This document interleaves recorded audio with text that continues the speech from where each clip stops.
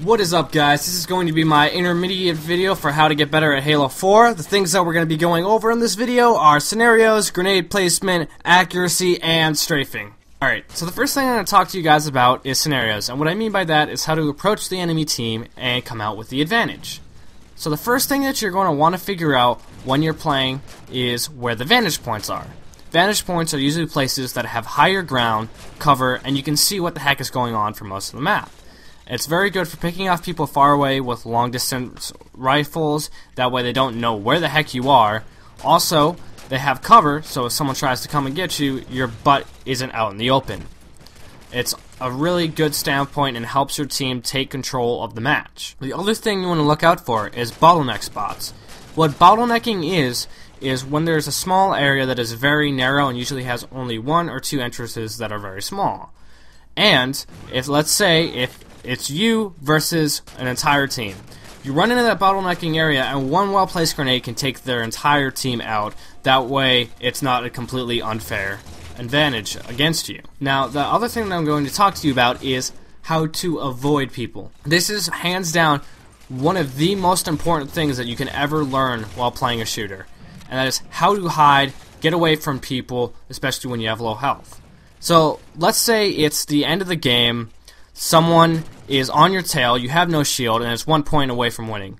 You're going to want to know how the heck to get away from that guy. Now, the way that I usually get away from people like that is jumping down or jumping up to different areas, or just making quick turns and jumping from spot to spot, and then crouching. That way they don't see you on the radar and they're wondering where the heck you are. It's also good if you know where they're going to be walking to, because then you can get the upper hand on them, possibly assassinate them, or get some payback once your shield's fully up. It is very, very important to get those down. And when I said in the first video that you have to know the maps very, very well and all the hiding spots and everything like that, I meant it for a reason. You want to know them like the back of your hand, and it's going to give you a huge advantage. Alright, so the second thing I'm going to be talking about is grenade placement. And what I mean by that is putting a grenade perfectly to where it's going to blow up in someone's face, stick them, or drain their shields. Now, before I get into this, I'm going to describe all three types of grenades. That way you know what you're working with. Alright, the first one is frag grenades. What frag grenades are going to do is they're just going to bounce off of objects, the ground, other people, and then explode. Stickies are going to attach to people and explode, and if you throw them at a wall, they're just going to dud and fall down and then explode. Sometimes they will stick to the wall. Then there's pulse grenades, which will stay in a certain area after thrown and create a shield that will drain your enemy's shields. Now, knowing each of those is what is very important with this as well as placement.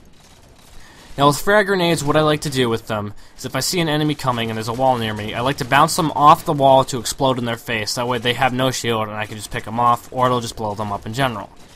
Now, with stickies, I'll try to get the stick on someone, and it's very useful, especially if you know you're about to die. You can just stick someone, kamikaze, boom, you still get the kill for it, and you still have an advantage.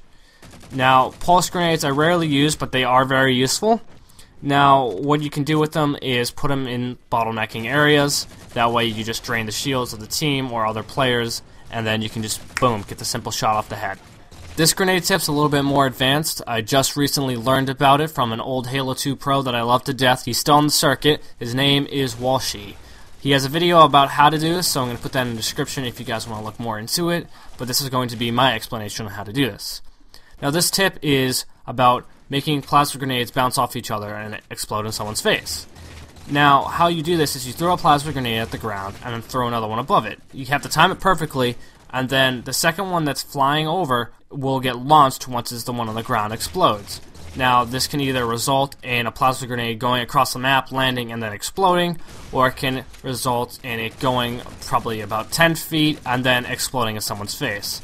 I'm going to show you it bouncing over someone, that way you get an understanding of this, and then I'll show you it killing somebody. There's the bounce, and here is the kill. To give you a better view, here's another angle. That's a difficult grenade skill to get, so don't be discouraged if it takes you a while. Now, the third thing I'm going to be talking about is accuracy, and that obviously means how frequently your shots hit and where they hit. In Halo, you always want to aim for the head because it causes more damage. If you have difficulties landing headshots, try out SWAT. it's always 1 hit, 1 kill for headshots. And once you feel more comfortable with that, try out Slayer again, and see how many continuous shots you can get on one person for the kills. Now this is going to lead into my 4th and final thing for the video, and this is called Strafing. You're probably wondering, what the heck is that? Strafing is moving left and right, right or left, or doing that throwing a jump in or a crouch in to avoid your enemy's shots. This is always useful when you're in a 1v1 with someone else. You have similar weapons, long range, short range, it doesn't matter. But it helps you dodge their shots, because it could mean if they miss 1 shot that you can kill them, or you miss 1 shot, they kill you. So it's a very important skill to get, learn, and get down. Alright, well thank you guys for watching. If you liked the video, give the video a like.